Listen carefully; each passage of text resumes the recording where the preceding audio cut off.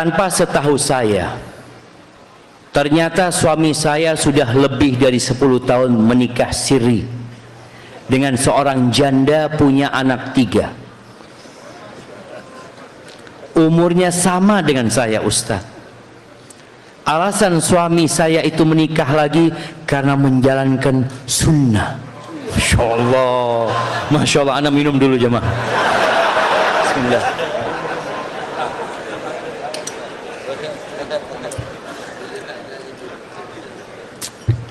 Jadi alasannya anak karena menegakkan sunnah itu cuma. Begitu pandainya suami saya menyembunyikan, Ustaz. Karena selama ini tidak ada sedikit pun perubahan sikap dan tindakan suami saya, Ustaz. Rumah tangga kami selama ini baik saja, alhamdulillah. Kalau tidak ada orang yang menyampaikan, sampai kapanpun mungkin saya tidak akan tahu, Ustaz.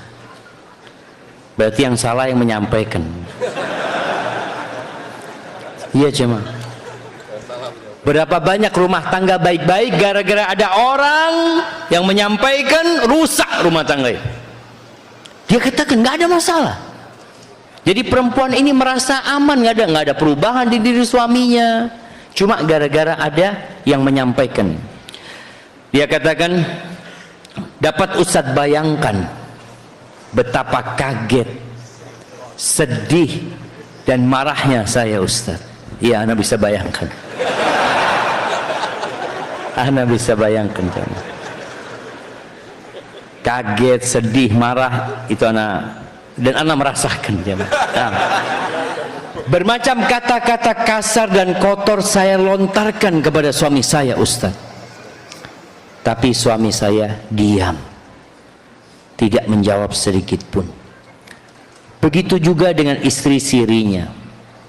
Bermacam-macam cacian, makian, hinaan saya, tapi dia tidak menjawab sedikit pun. Dia cuma diam saja, Ustaz. Saya betul-betul tidak terima. Saya merasa sudah dibohongi selama ini, Ustaz. Tapi saya mau mempertahankan rumah tangga kami, Ustaz. Jadi saya buat surat cerai untuk istri sirinya itu.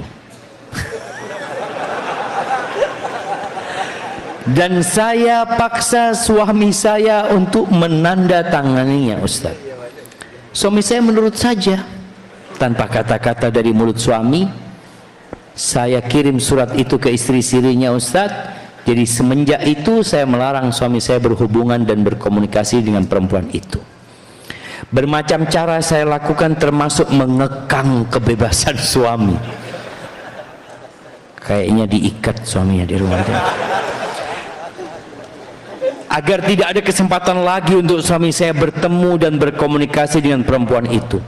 Suami saya nurut saja demi keamanan rumah tangga kami.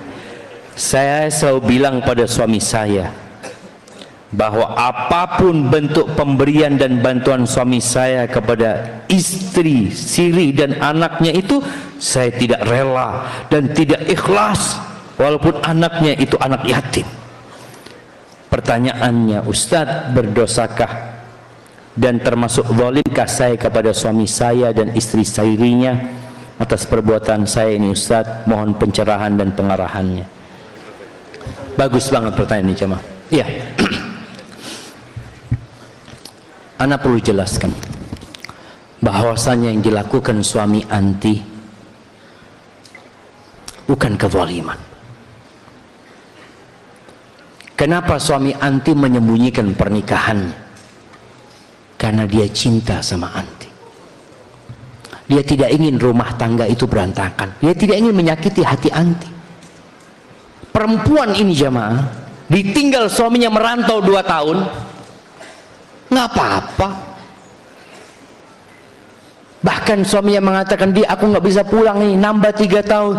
Maafi muskilah, nggak apa-apa mas, mau 5 tahun, yang penting fulusnya kirim. Ih, banyak perempuan seperti itu jamaah. Tapi kalau dengar suaminya kawin lagi, kiamat dia jamaah. Padahal rumah tangganya baik-baik, nggak ada apa-apa. Jadi masalahnya cuma masalah kecemburuan yang dibarengi dengan bisikan setan. Kita tahu jemaah, Perbuatan di antara perbuatan yang paling disukai iblis adalah perceraian. Rumah tangga anti baik-baik 10 tahun, nggak berubah suami, menghormati anti, bahkan mungkin yang diberikan kepada istri sirihnya itu sesuatu yang sedikit sekali, karena terbukti tidak ada perubahan dalam kehidupan rumah tangga anti. Berarti aman-aman saja. Gara-gara tuh orang yang menyampaikan, rusak rumah tangga anti. Bagaimana anti kemudian tidak sabar? Sabar itu pada hempasan pertama, jam. Iya, kalau dikatakan sakit hati, marah, emosi, tapi tetap tidak boleh mengatakan kecuali yang diridhain Allah Subhanahu wa taala. Kenapa anti menuntut suami untuk menceraikan dia? Apa salah perempuan itu dan apa salah suami anti?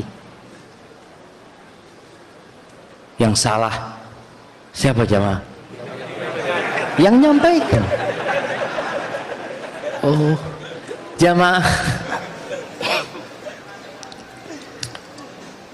Cuma ana ingin memberikan catatan ya. Kadangkala antum mengatakan ana nikah untuk menjalankan sunnah. Antum nikah karena nafsu, nggak apa-apa. Orang menikah karena nafsu itu boleh, tapi antum harus sesuai dengan sunnah, sesuai dengan syariat. Karena memang di antara tujuan menikah adalah menyalurkan syahwat, memperbanyak keturunan, memperbanyak umat Nabi SAW, memperbanyak aset.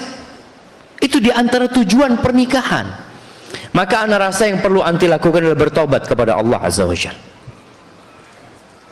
Ana lihat suami anti baik, madu, Masya Allah, betapa indahnya madu itu, jemaah.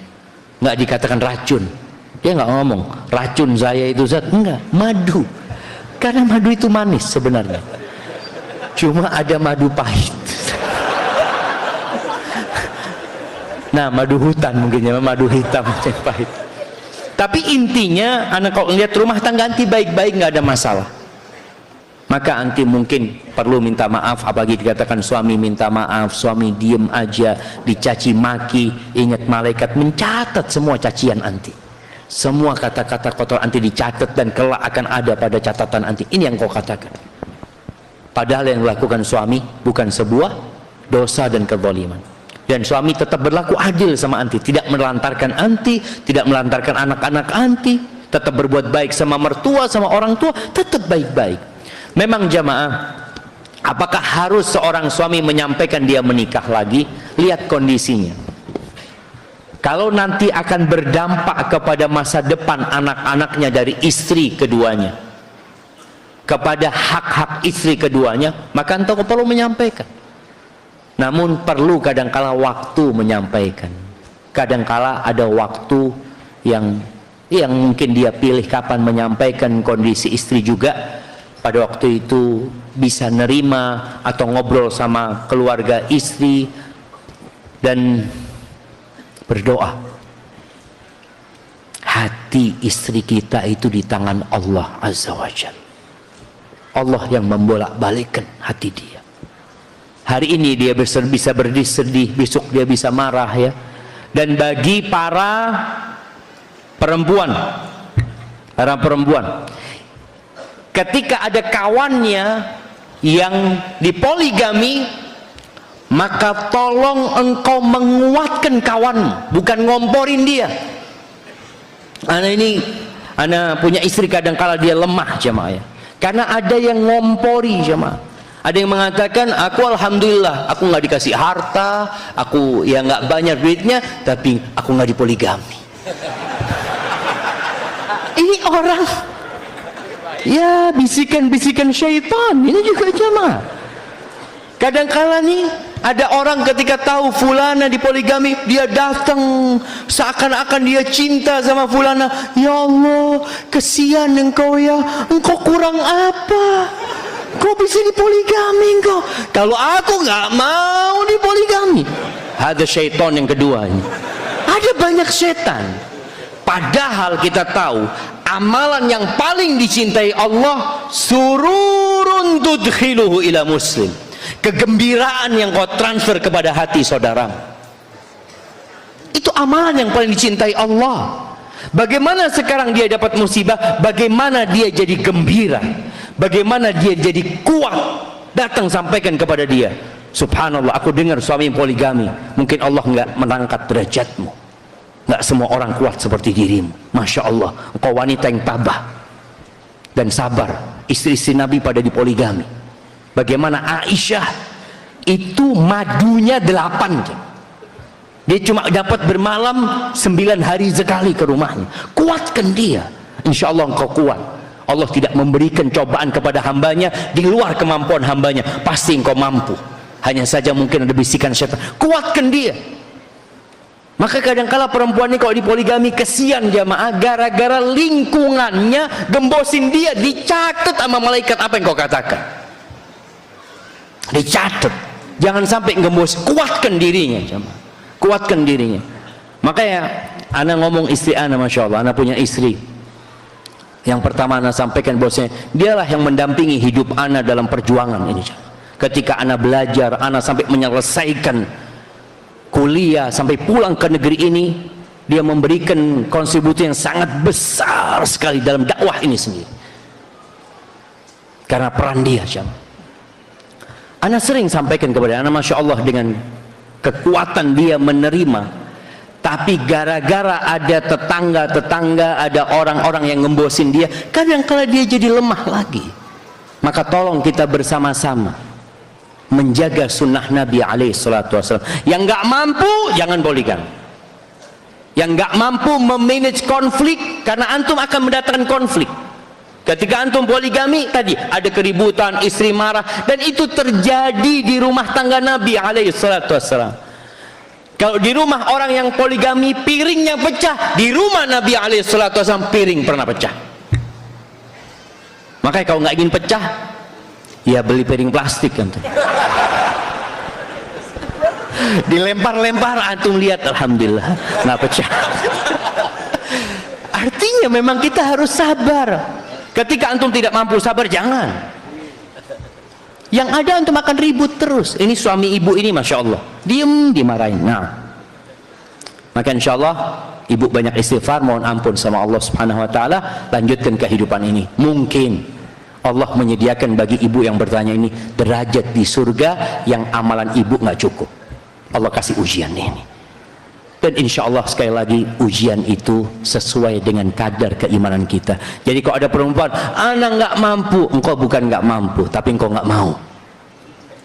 Karena kalau itu terjadi, berarti engkau mampu. Seperti itu. Namun kadang-kala memang ada yang menyebabkan rumah tangga harus berpisah. Boleh jadi karena ada kezaliman, atau memang ya ada perempuan yang kurang bersyukur kepada Allah Azza wa Jalla. Hadza wallahu a'lam bissawab.